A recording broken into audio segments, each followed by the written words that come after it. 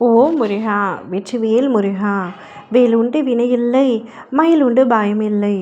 என் அன்பு தங்கமே, இனி நீ விரும்பும் நபர் கல்லாக நினைத்த உன்னை வைரமாக நினைக்கப் போகின்றார். அந்த அளவிற்கு ஒரு மாபெரும் மாற்றத்தை உன் அப்பா நான் அவருக்குள் புகுத்திவிட்டேன். ஒரு பெரிய மாற்றமாகத்தான் இருக்கப் போகின்றது. இனி உன்னுடைய வாழ்க்கை மகிழ்ச்சியான பாதைக்கு செல்லப் போகின்றது. நீ இத்தனை நாட்களாக எப்படி வாழ வேண்டும் என்று நினைத்தாய்? உன்னுடைய துணை உன்னை சரிசமமாக பார்க்க வேண்டும். என்னுடைய வார்த்தைகளுக்கு மதிப்பளிக்க வேண்டும். என்னுடைய உணர்வுகளை புரிந்து கொள்ள வேண்டும்.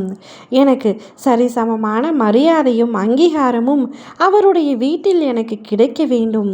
என்னுடைய வீட்டினருக்கும் அவர் மரியாதை தர வேண்டும் என்ற பல ஆசைகளோடும் பல கற்பனைகளோடும் நீ உன்னுடைய திருமண வாழ்க்கையை நினைத்து கொண்டிருந்தாய்.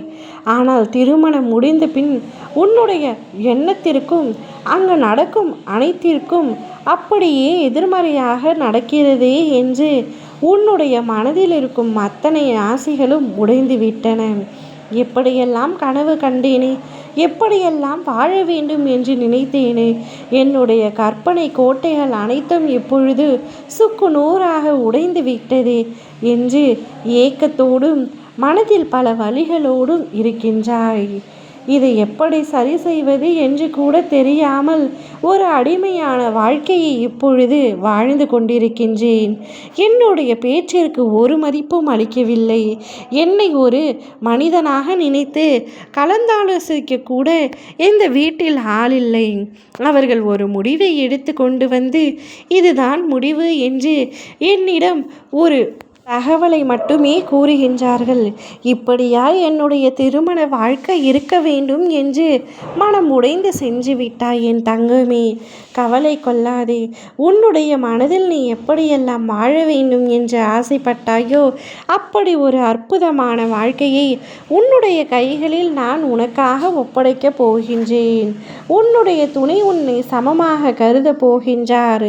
சில நபர்களின் கைகளில் கல் இருந்தால் கூட அதை வைரமாக பார்ப்பார்கள். ஆனால் உன்னுடைய கணவரின் கையில் நீ வைரமாக இருந்தாய். ஆனால் அவர் ஒரு கல்லாக கூட உன்னை மதிக்கவில்லை. தூர எறிந்து விட்டார்.